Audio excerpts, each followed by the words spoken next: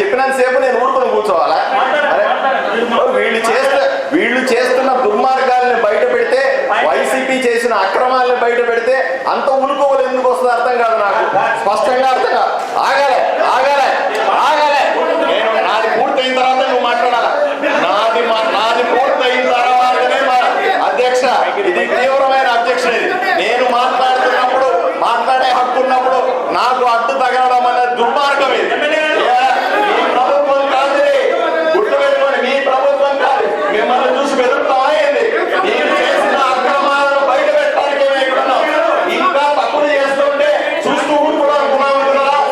ఎంతమంది లేస్తే భయపడతాం అనుకున్నారా? తమాషలు పడుతుందా? మేము మాట్లాడుతుంటే అడ్డుపడే అధ్యక్ష, ఇది చాలా దుర్మార్గం. నేను మాట్లాడుతుంటే నా హక్కును త్యజించి వీళ్ళు అడ్డంగా లేచి వాదులాడటం అన్నది, వాళ్లకు మైక్ ఇవ్వడం అనేది దుర్మార్గం అధ్యక్ష. ఎట్లా మాట్లాడతారు మీరు? నా ఒపీనియన్ నేను చెప్పాలయ్యా.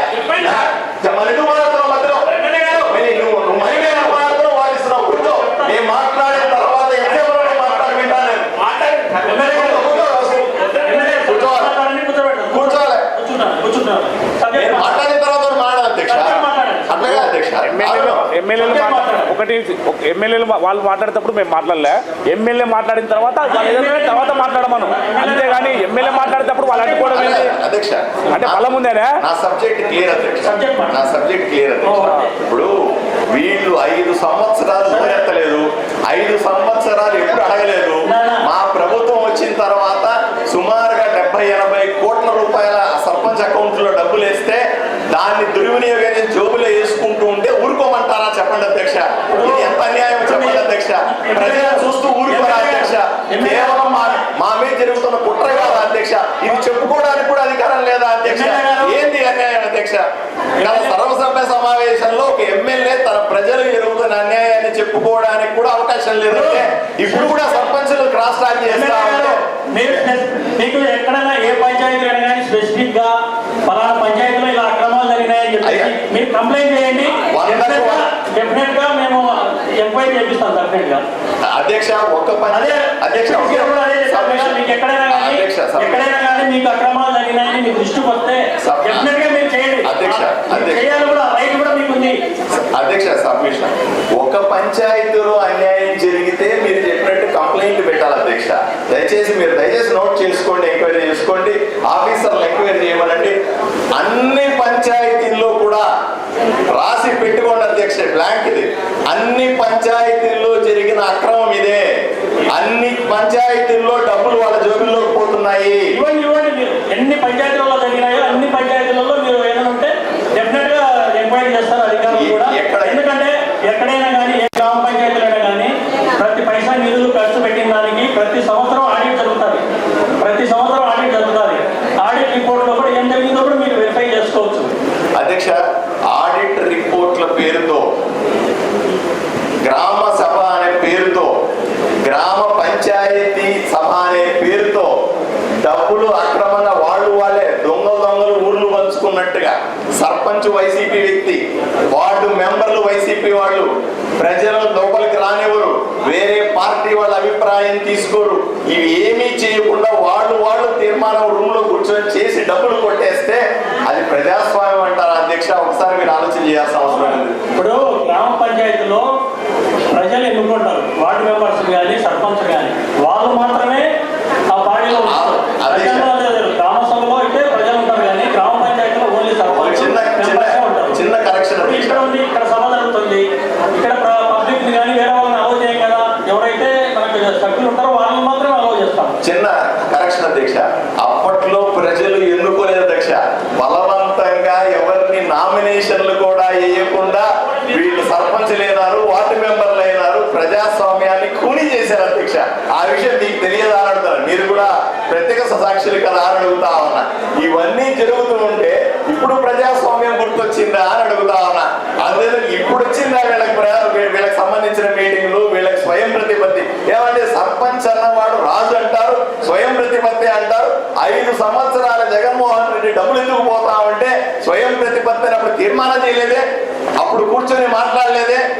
ఇప్పుడు మాత్రం రూముల్లో కూర్చొని తీర్మానాలు చేసుకొని నరేంద్ర మోదీ గారు వేసిన డబ్బులు కొట్టుకెళ్ళిపోతా ఉంటే చూస్తూ ఊరుకోమని కడుపు తరుక్కుపోతా ఉంది. ప్రజలు గ్రామాల్లో అడుగుతున్నారు అధ్యక్ష మమ్మల్ని, అందువల్లే మీకు దృష్టి తీసుకొస్తా ఉన్నాం. సరే అండి ఎమ్మెల్యే గారు. కూటమి ప్రభుత్వం ఏర్పడిన తర్వాత స్థానిక సంస్థల కోసం ఫైనాన్షియల్ నిధుల్ని సర్పంచులకి డబ్బులు 2 సార్లు 3 సార్లు కూడా వేశామండి. ఇది చిన్న మొత్తం కూడా కాదు సార్. నా లెక్క ప్రకారంగా ఒక ఆదోనికి విషయం మాత్రమే చెప్తాను. ఆదోనిలో మొట్టమొదటి విడతగా సర్పంచులకి బేసిక్ నిధుల కింద 67,69,754 రూపాయలు, అలాగే టైడ్ నిధుల కింద 83,31,329 రూపాయలు, అలాగే రెండో విడత టైడ్ 1,21,00,000 రూపాయల ప్లస్, అలాగే బేసిక్ 81 లక్షల ప్లస్. అంటే కూటమి ప్రభుత్వం ఏర్పడిన తర్వాత నేరుగా ప్రధానమంత్రి నరేంద్ర మోదీ కేంద్ర ప్రభుత్వం దగ్గర నుంచి సర్పంచ్ అకౌంట్లోకి 3,52,00,000 రూపాయలు జమ అయ్యాయి. ఈ జమ అయిన డబ్బుల్ని గ్రామంలో అవసరాలకు ఖర్చు పెట్టాల్సిన అవసరం. టైడ్ నాన్ టైడ్ నిధులు ఉన్నాయి. టైడ్ లో 30% తాగునీటి కోసం పెట్టాలా, 30% పారిశుద్ధ్యం కోసం పెట్టాల్సిన అవసరం. కానీ ఈ 3,52,00,000 రూపాయలు ఏవైతే సర్పంచులకు వచ్చినాయో ఇవన్నీ కూడా ఒక్క రూపాయి కూడా ఖర్చు పెట్టకుండా ఆదోని నియోజకవర్గం మాత్రమే చెప్తాను. జిల్లా మొత్తం చేస్తే ఇక ఏ 100 కోట్లు అవుతుంది నాకు తెలిసి. ఇంత డబ్బుల్ని ఒక్క రూపాయి కూడా గ్రామంలో ఖర్చు పెట్టకుండా వీళ్ళు గత 5 సంవత్సరాల్లో జగన్మోహన్ రెడ్డి ప్రభుత్వంలో ఉన్నప్పుడు సర్పంచులకు డబ్బులు రాలేదు. వచ్చిన డబ్బుల్ని వాళ్ళు మన దాన్ని దారి మళ్లించారు. మాకు 1 రూపాయి రాలేదు కాబట్టి అప్పుడు చేసిన పనులకు ఇప్పుడు జమ చేసుకుంటున్నాము అని వాళ్ళు డబ్బులు తీసేసుకుంటా. ఇది ఒక పెద్ద కుట్ర. ఎందుకంటే డబ్బులు మనం వేస్తూ ఉంటే కూడా సర్పంచ్ దాన్ని ఖర్చు పెట్టకపోతే ప్రజలు ఏమనుకుంటారు? డబ్బులు రావట్లేదు, ప్రభుత్వం పని చేయట్లేదు అనుకుంటారు. మేము కష్టపడతా ఉన్నాం, ఎమ్మెల్యే అయిన తర్వాత ప్రభుత్వాన్ని ఒప్పిస్తా ఉన్నాం, ప్రభుత్వం కూడా ఒప్పి డబ్బులు పంపిస్తా ఉంది, పంపించిన డబ్బులు సర్పంచులకు ఇస్తా ఉన్నాం. ఈ రోజు కూడా 1 రూపాయి పని చేయకపోతే పోనీ నేను అడిగాను, ఇప్పుడే సీఈఓ గారు అడిగాను, ఏమంటే ఎలా చేస్తారు, ఈ డబ్బులు ఎలా ఖర్చు పెడతారంటే అక్కడ ఒక సమావేశాన్ని ఏర్పాటు చేసుకొని దాని ద్వారా ఖర్చు పెడతాడు. ఆ సమావేశంలో ఎవరున్నారు? సర్పంచ్ ఉన్నాడు, వార్డు మెంబర్లు ఉన్నారు. మా నియోజకవర్గంలో కానీ జిల్లాలో మొత్తం కూడాను 95% సర్పంచులు వార్డు మెంబర్లు వైసీపీకి చెందిన వాళ్ళు. వాళ్ళు కుమ్ముక్కై వాళ్ళు మాట్లాడుకొని వాళ్ళు పాత డబ్బులకి పాత ఖర్చులకి జమాలు వేస్తే ఈ రోజు కూడా ప్రభుత్వానికి చెడ్డ పేరు కదా. ఈ రోజు వస్తున్న డబ్బుల్ని ఖర్చు పెట్టాల్సిన అవసరం ఉంది కదా. దీనికి ఎవరు సమాధానం చెప్తారు? రాబోయే 5 సంవత్సరాలు ప్రభుత్వం నుంచి, కేంద్ర ప్రభుత్వం నుంచి వచ్చే డబ్బులన్నీ ఈ విధంగా పాత ఖర్చులకు జమ చేస్తే గ్రామం ఒక పని కూడా జరగకపోతే కూటమి ప్రభుత్వాన్ని అభాసు పాలవుతుంది కదా. దీనికి తప్పనిసరిగా సమాధానం చెప్పాలి. దీన్ని ఎలా ట్రై చేస్తారు, ఎలా అబ్జర్వ్ చేస్తారు, వచ్చిన డబ్బులు ఎలా ఖర్చు పెట్టిస్తారు అనే వాటి మీద నేను దీన్ని ముందు ప్రశ్నించాను, మళ్ళీ ప్రశ్నిస్తున్నాను. సరైన సమాధానం కావాలి. ప్రశ్న వేరే, ఆయన చట్టం చెప్తా ఉన్నాడు. ఆ చట్టం నాకు కూడా తెలుసు. 30% ఇంత ఇవ్వాలా, 40% ఇంత ఇవ్వాలా, 40% ఇంత ఇవ్వాలని చట్టం నాకు కూడా తెలుసు అధ్యక్ష. ఎలా దుర్వినియోగం అవుతుంది అని మీ ద్వారా అధికారులకు చెప్తా ఉన్నాను. ఎమ్మెల్యే గారు ఏమైతే అడిగారో మీరు అంటే మీరు దయచేసి నాకు చట్టం చెప్పొద్దని కోరుకుంటా ఉన్నా. చట్టం నేను చదువుకోగలను. నాకు కావాలి ఇలా నా నియోజకవర్గంలో ఇలా జిల్లాలో దుర్వినియోగం అవుతా ఉంది అని స్పష్టంగా చెప్తా ఉన్నా. దాన్ని ఎలా సరిదిద్దుతారు అనే సమాధానం అధికారులు చెప్పాలి, మీ ద్వారా చెప్పాలని కోరుకుంటా ఉన్నా. అదే తప్ప వాళ్ళకి అధికారం ఉందండి, సర్పంచ్కి అధికారం ఉంది, సమావేశం చెప్తారు అంటే అది నాకు సమాధానంగా కాదు. ఎందుకంటే ఇది ప్రభుత్వానికి సంబంధించిన అంశం, కేంద్ర ప్రభుత్వానికి సంబంధించిన డబ్బులు, నరేంద్ర మోదీ గారు నేరుగా చేస్తున్న డబ్బులు. దీనికి జవాబుదారీతనం ఉండాలా అంటే నేను కోరుకుంటామని అర్థం చేసుకోవాలి. ఇక్కడ జరుగుతుంది పక్కానే. నాకు చాలా సంతోషం వేసింది ఏంటంటే కనీసం ఈ సర్పంచ్లు ఇప్పుడైనా నోరు లేచింది కదా. 5 ఏళ్లుగా జగన్మోహన్ రెడ్డి వాళ్ళకి వేసిన డబ్బులు ఎత్తుకొని పోతా ఉంటే ఈ సర్పంచ్లంతా నోరు పెగలలేదే. అప్పుడంతా ఏమైపోయినారు?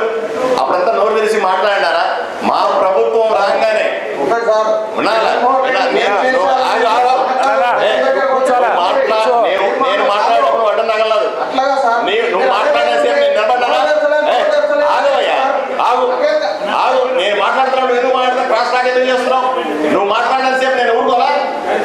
మాట్లాడే పద్ధతి తెలియాలి సభలో. నువ్వు సమాధానం చెప్పు, నేను మాట్లాడిన తర్వాత సమాధానం చెప్పాలి సమాధానం చెప్తాను. మరి అంతే కదా.